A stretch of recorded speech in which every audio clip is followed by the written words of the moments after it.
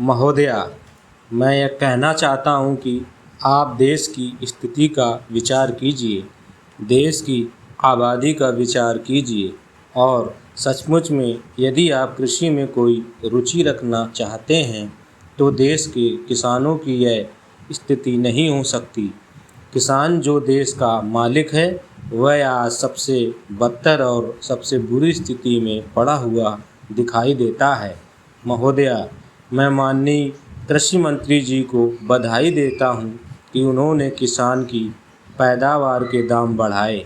मेरा निवेदन यह है कि अप्रैल और मई में जब हम यहाँ बैठे हुए हैं, किसान को इस समय दो काम करने पड़ते हैं।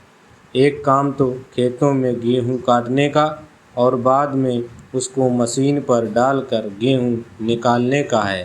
दूसरा काम यह है कि गन्ने के खेतों में फसल अभी तक पड़ी हुई है, उसको काटकर मिलों के सेंटर्स पर ले जाना पड़ता है। गर्मी के दिनों का यह काम नहीं है, यह काम सर्दी का है।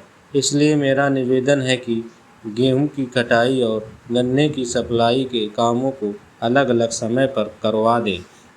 मार्च तक गन्ना खत्म हो जाना चाहिए और अप्रैल में मई में वह अपने गेहूं को उठाए और जल्दी उठाकर बारिश से बचाए।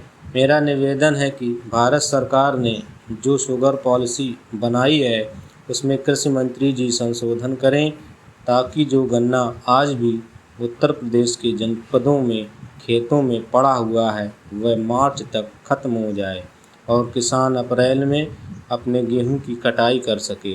एक बात और मैं कहना चाहता हूं कि यह जो कृषि मूल आयोग है उसमें कई वर्षों से सुन रहे हैं कि किसानों के प्रतिनिधि और एमपी लिए जाएंगे, लेकिन 6 साल से यह बात उठ रही है परंतु कभी हुआ नहीं है।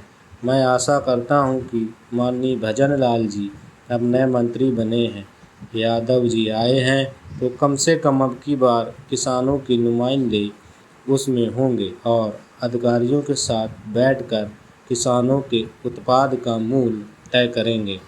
ऐसा आप अवश्य करवा दें।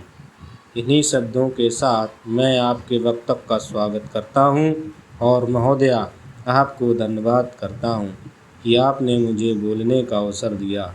सभापति महोदया, सबसे पहले तो मैं सभी माननीय सदस्यों का बड़ा आभारी हूं कि उन्होंने बहुत ही मूल्यवान और आदर्श विचार रखे। मैं जितना भी उनका धन्यवाद करूं, मैं समझता हूं उतना ही थोड़ा है।